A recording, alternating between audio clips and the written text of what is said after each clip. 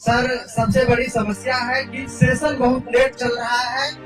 जहां देखा जाए तो पाटलिपुत्रा यूनिवर्सिटी का 5th सेमेस्टर का एग्जाम हो चुका है, लेकिन हम लोग का अभी पूर्णिया यूनिवर्सिटी का जो है आज 22 तारीख को एडमिशन ही हुआ है। अब आप ही बताइए सर कि हम लोग का एग्जाम कब लिया जाएगा, ऐसे में सेशन लेट होगा कि नहीं होगा। और दूसरी बात है सर कि अभी देखिए, पहले sir graduation part 1, part 2, part 3 में होता था, अभी सर 8 सेमेस्टर में बांट दिया गया है, जिससे हम सभी गरीब छात्रों को काफी परेशानी हो रही है। प्रत्येक सेमेस्टर में 2700 रुपया सर एडमिशन चार्ज लिया जाता है और 600 रुपया फॉर्म फिलअप में लिया जाता है।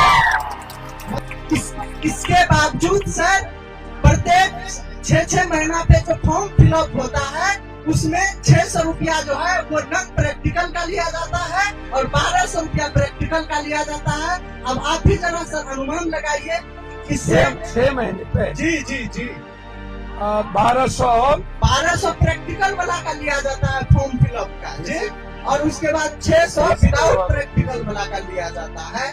तो हम सर गरीब छात्र क्या करेंगे, आप ही बताइए। इसी साहब प्रणाम भाई, मेरे क्या कारण है कि 8 सेमेस्टर में बच्चों का फीस लिया जाता है।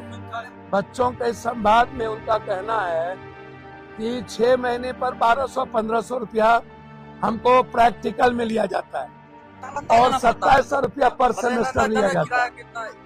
फीस अलग है। प्रैक्टिकल में 6 महीने के बाद हमसे 1200 तो 1500 हमसे फीस है। तो ये किस कॉलेज का है भैया?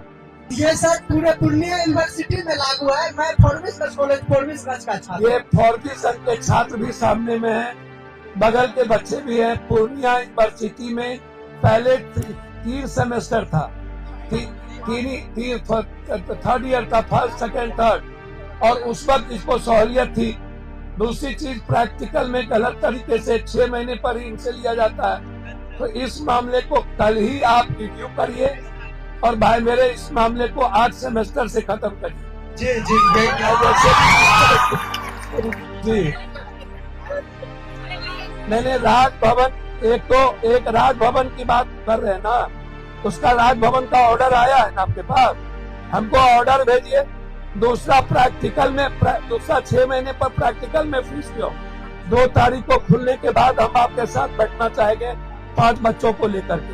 दूसरा चीज, पाटलिपुत्रा का एग्जामिनेशन फिर हो गया और हमारे यहाँ हमारे बच्चों का एग्जामिनेशन, आज तक हर एग्जामिनेशन लेट होता है।